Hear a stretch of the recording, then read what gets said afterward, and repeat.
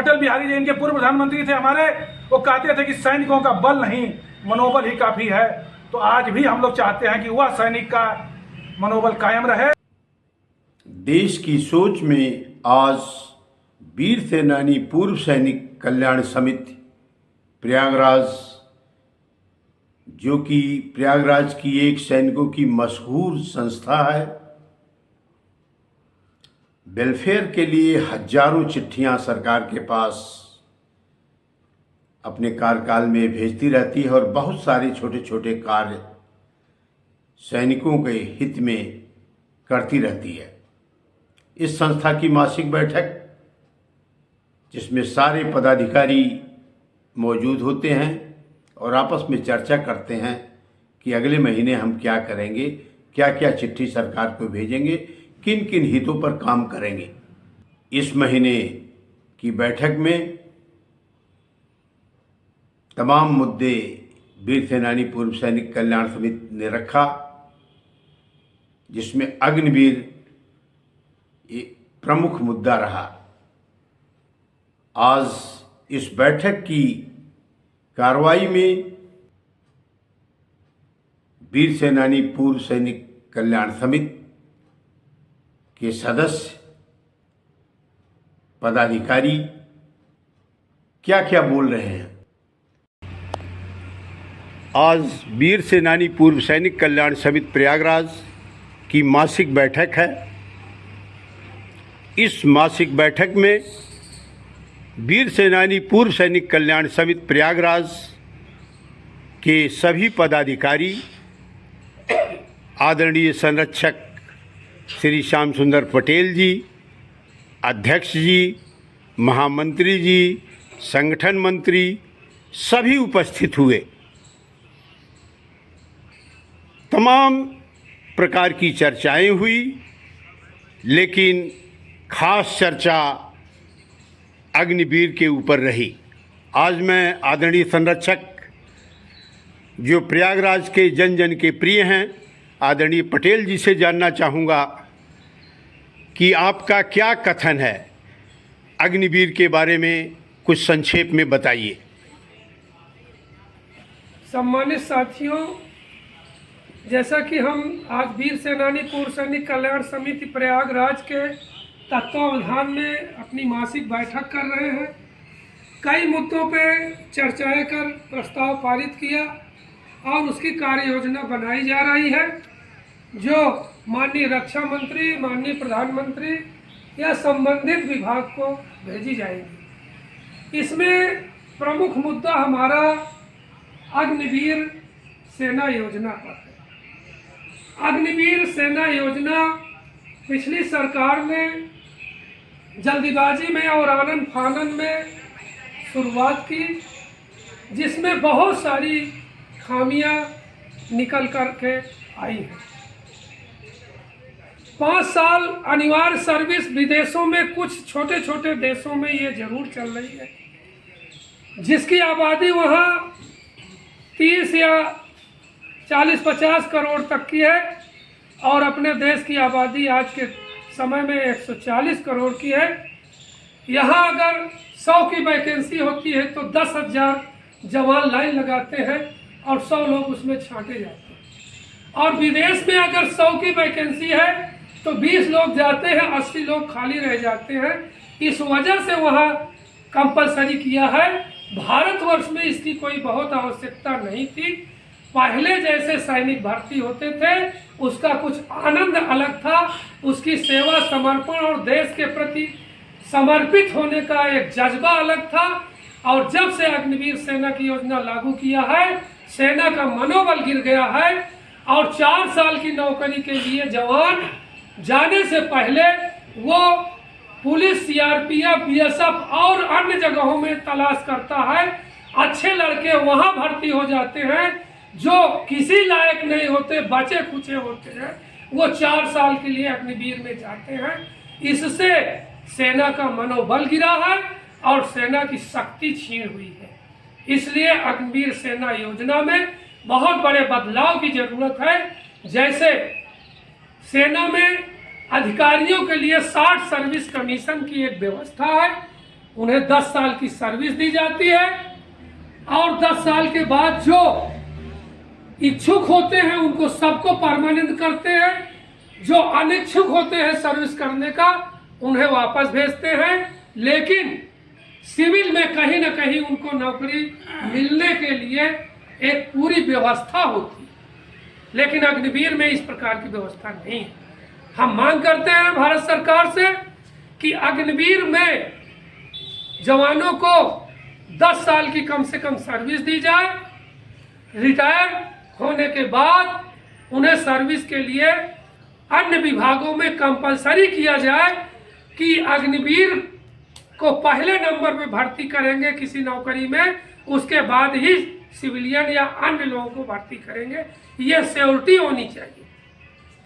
दूसरी बात, अगर वो सर्विस करना चाहता है आगे, तो ऐसे जितने बिलिंग लोग हैं उन सबको पक्का करें, केवल 25% को पक्का ना करें। जितने लोग चाहते हैं उनको सबको पक्का करें, जो आगे नहीं करना चाहते उन्हें वापस करें। ये नियम होना चाहिए। दूसरी बात, युद्ध के मैदान में या सर्विस के दौरान अग्निवीर अगर शहीद होता है तो जैसे सभी सैनिकों को शहीद का दर्जा देते हैं उस तरह शहीद का दर्जा मिले, उसकी विधवा को एक्स ग्रेशिया ग्रांट मिले और जब तक उसकी सर्विस पूरी नहीं हुई तब तक उसको वेतन मिले, जो आम सब सैनिक के लिए लागू है वो उसे देना चाहिए। इन सब चीजों के लिए हम सरकार से मांग करते हैं कि इस पे एक विधिवत समीक्षा हो और समीक्षा करके अग्निवीर की कमियों को दूर करके सही किया जाए, जिससे सेना में दो फाड़ न बने कि ये अग्निवीर वाले हैं, ये परमानेंट वाले हैं। इससे मनोबल गिरता है और सेना बहुत कमजोर हो जाएगी अगर इस तरह का कार्य होगा। तो हमारी रक्षा मंत्री जी से मांग है, प्रधानमंत्री जी से मांग है, महामहिम राष्ट्रपति महोदय से मांग है कि इस पे समीक्षा करके न्याय किया जाए और सभी जवानों की तरह अग्निवीर को सारी सुविधाएं मुहैया की जाए। धन्यवाद। शुभ नाम। मैं पूर्व सूबेदार थल सेना कारगिल युद्ध विजेता श्याम सुंदर सिंह पटेल, संरक्षक वीर सेनानी पूर्व सैनिक कल्याण समिति प्रयागराज। इसमें एक्चुअली फौज में कोई भी काम पूरा शुरू होने से पहले एक पायलट प्रोजेक्ट की व्यवस्था होती है। कोई भी सिविलियन में कोई काम को करने के लिए लोकसभा से और राज्यसभा से कानून पास करके उसमें उसको लागू कर दिया जाता है, लेकिन फौज के लिए एक पायलट प्रोजेक्ट होता है जो जनरल द्वारा चलाया जाता है और वो पास हो रहा है, वो सही है कि नहीं है, वो सही आगे काम करेगा कि नहीं करेगा, वो नहीं किया गया सरकार द्वारा, जो कि पायलट प्रोजेक्ट होना चाहिए था। पायलट प्रोजेक्ट होने से हमें पता लगता कि हमें अग्निवीर लाने में क्या खामियां हैं, क्या हमें अच्छा मिला, क्या हमें बुरा मिला। तो हमारा सुझाव तो यही है कि अभी भी जैसे फौज थी वैसे हो, क्योंकि ये जो एक सौतेला व्यवहार हो जाएगा और फौज दो फाड़ में हो जाएगी, एक अग्निवीर और एक परमानेंट। तो इससे जो है हर लेवल पर एक अलग से पहचान मिलेगी अग्निवीर की और मतलब कंटिन्यू सर्विस वाले की। तो दोनों ये चीज़ें ख़त्म कर करके जैसे फौज की व्यवस्था थी पहले थी, अगर इसको लागू करना है तो पहले पायलट प्रोजेक्ट रखना पड़ेगा, सो दैट इसमें क्या क्या खामियां हैं उसको दूर करके ही इसको जो है अग्निवीर को दोबारा करना चाहिए, अदरवाइज कैंसिल कर देना चाहिए। मैं सूबेदार गुनई यादव, महामंत्री वीर सेनानी पूर्व सैनिक कल्याण समिति प्रयागराज। जय हिंद। दफेदार प्रमोद कुमार सिंह, रिटायर्ड। पूर्व सैनिक होने के नाते मैं सैनिकों का दर्द समझता हूँ। अग्निवीर नाम से तो अच्छा लगता है सुनने में, लेकिन कहने में और करने में बहुत अंतर हो गया है। सेना का सैनिक और अग्निवीर दोनों में बहुत अंतर है। जो हमसे पहले पटेल साहब ने बताया, गुनई यादव साहब ने बताया, ये अग्निवीर को अगर सेना का दर्जा दिया जाए तो उसके लिए उनकी सर्विस बढ़ानी पड़ेगी, उनकी सुविधाएं बढ़ानी पड़ेगी। और सिर्फ पेंशन को कम करने के लिए अगर अग्निवीर योजना अगर आप लाना चाहते हैं तो हम कहते हैं अग्निवीर को खत्म कर देना चाहिए। सरकार को कभी यह मत सोचना चाहिए कि देश के लिए सैनिक आवश्यक है, न कि हमारे लिए पैसा आवश्यक है।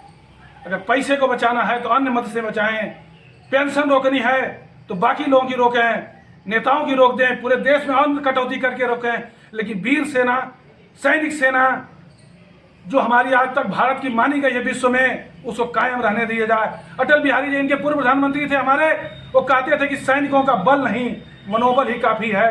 तो आज भी हम लोग चाहते हैं कि वह सैनिक का मनोबल कायम रहे। और मैं सुरेश चंद, पेटी ऑफिसर रैंक से भारतीय नौसेना से रिटायर्ड हूँ और आज वीर सेनानी पूर्व सैनिक कल्याण समिति का प्रचार मंत्री भी हूँ। और आज हमारे यहाँ अग्निवीर योजना के अंतर्गत विशेष चर्चा हुई है, जिसके अंतर्गत हम लोगों ने ये समीक्षा की है कि अग्निपथ योजना के अंतर्गत अग्निवीर की जो सैनिक की भर्ती हो रही है वो उचित नहीं है। वह भर्ती हमेशा रेगुलर आर्मी, नेवी, एयरफोर्स के रूप में एक नियमित सैनिक के रूप में ही उचित है। जिस अग्निवीर का नाम दे करके और उनके साथ एक सौतेलापन का जो व्यवहार होगा, यह नहीं होना चाहिए, यह अनुचित है। और इसी के साथ मैं अपना वक्तव्य समाप्त करता हूँ। जय हिंद, जय भारत। सूबेदार विनोद कुमार सिंह।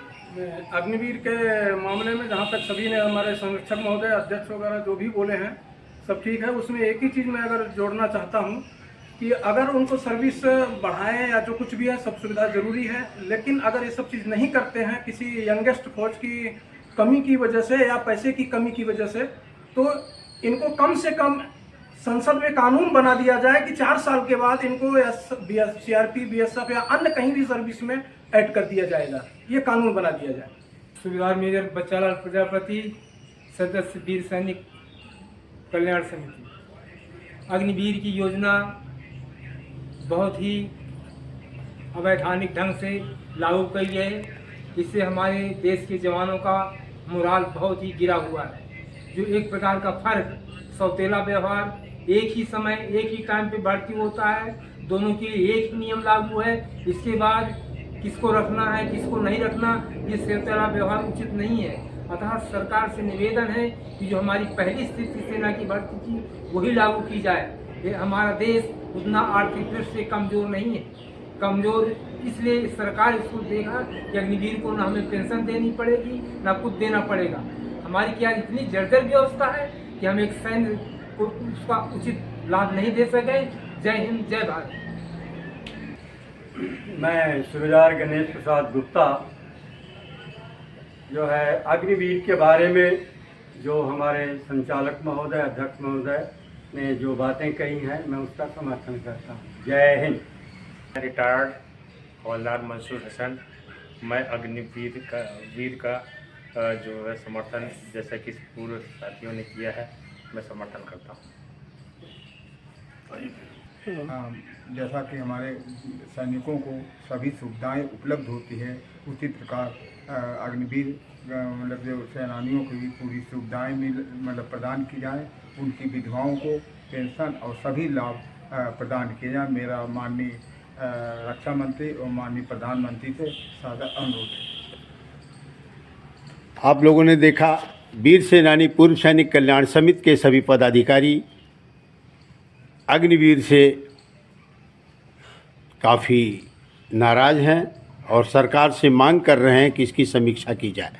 मैं दोबारा आदरणीय पटेल साहब से विनती करूंगा कि संसद में आवाज़ उठी है समीक्षा के लिए, फिर भी मैं ये चाहूँगा कि यदि अग्निवीर समाप्त नहीं होती है और 10 साल की सर्विस कंचित सरकार नहीं मानती है, तो क्या उपाय होना चाहिए? कुछ अपनी बातें बताएं। देखिए, संसद में भी विपक्ष ने इस बात का मुद्दा उठाया है कि इसकी समीक्षा होनी चाहिए और क्या सच्चाई है उस पर श्वेत पत्र जारी होना चाहिए। ये हमने संसद की कार्यवाही में सुना है। अगर संसद में विपक्ष बड़ी भारी संख्या में देश के सांसद यह बात कह रहे हैं तो उनकी बात माननीय रक्षा मंत्री को और सरकार को मानना चाहिए और इसमें समीक्षा कर लेना चाहिए। जो देश हित में होगा, सैनिक हित में होगा और सरकार के हित में होगा। अगर अग्निवीर हमारे पूर्व सैनिकों की तरह सुविधाजनक होगा और दोनों में भेदभाव नहीं होगा और एक समान उनको मनोबल बढ़ेगा, तो इसका लाभ सत्ता में बैठे हुए सरकार के लोगों को भी होगा। आने वाले चुनाव में उन्हें इसका लाभ भी मिलेगा। इसलिए इस पर सोचें, विचारें। और रक्षा मंत्री जी, आपसे बार बार निवेदन है, हमारी संस्था ने आपको पत्र भेजा था, आपने जवाब दिया था कि हम इस पे स्टडी कर रहे हैं और कुछ संशोधन इसमें करेंगे। तो आज मौका है, पुनः आप रक्षा मंत्री बने हैं, संशोधन किया जाए और समीक्षा किया जाए। धन्यवाद। मैं ईश्वर चंद तिवारी, पूर्व सैनिक, इस संस्था का कार्यवाहक अध्यक्ष हूँ और आज की मीटिंग की अध्यक्षता मुझे करने का सौभाग्य प्राप्त हुआ। आदरणीय पटेल जी, जो कि प्रयागराज के जन जन के प्रिय हैं, एक लोकप्रिय नेता के रूप में उभरे हुए हैं, इतना ज़्यादा व्यवहारिक नॉलेज, इतना ज़्यादा सामाजिक नॉलेज आपको है और आपने बहुत सोच समझ करके वक्तव्य दिया है। मैं आपके वक्तव्य का स्वागत करता हूं और देशवासियों से, आदरणीय जितने भी चुने हुए सांसद महोदय संसद में गए हैं, उनसे मैं विनती करता हूं कि इस पर डिटेल चर्चा करें, जो जरूरी हो उसमें तब्दीली करें, बदली करें। अगर जरूरी नहीं है, अगर वो डिक्टेटरशिप चलाएंगे कि नहीं ऐसा ही होगा, तो यह देश हित में नहीं होगा, क्योंकि पूरा देश मांग रहा है कि अग्निवीर और सैनिक दोनों में अंतर क्यों। और सांसद महोदय, हमारे जनप्रतिनिधि भी इस आवाज को सुने और सुनने के बाद संसद में उचित कार्रवाई करें। सम्मानित साथियों, देश में अग्निवीर का मुद्दा बहुत तेजी से उछला हुआ है। संसद के कार्यकाल में भी विपक्ष ने सत्ता पक्ष पर जम करके अग्निवीर पर प्रहार किया। विपक्ष ने यह कह डाला कि सेना में दो प्रकार की सेना की जरूरत क्या।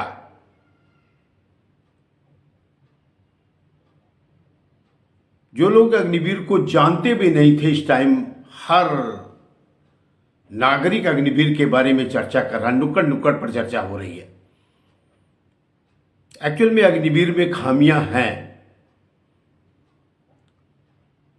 आज पूर्व सैनिक जो कि अनुभव लेकर के सेना से रिटायर्ड हुए हैं, उन्होंने अपनी प्रतिक्रियाएं दी। सरकार को चाहिए कि इस पे समीक्षा करे, इस पे डिटेल चर्चा करे, जो देश हित में है, जो जनता के हित में है, उसी को करे। अगर विपक्ष नहीं चाहता है, सारे सांसद नहीं चाहते हैं, तो उसमें कुछ न कुछ बदलाव करें। मैं तो कहूँगा कि हर कोर में, हर इन्फेंट्री में जब रिक्रूट आता है, जब तक वो लांस नायक नहीं बनता है, तब तक उसे कुछ अलग शब्दों में कहते हैं। जैसे आप बंगाली इंजीनियर में जाइए तो सैपर्स कहते हैं, कहीं पर जाइए, आरटी में जाइए, कहीं पर जाइए तो गनर कहते हैं, ईएमई जाइए तो सीएफएन कहते हैं। ऐसी तमाम जगहों में सिपाही को तमाम रूप से लोग जानते हैं। उसी तरीके से उन सब की बातें खत्म करके सीधा अग्निवीर बोल दिया जाए तब भी कोई गलत नहीं है। लेकिन उनको सारी सुविधाएं मिलती हैं तो इसको भी सारी सुविधाएं मिलनी चाहिए।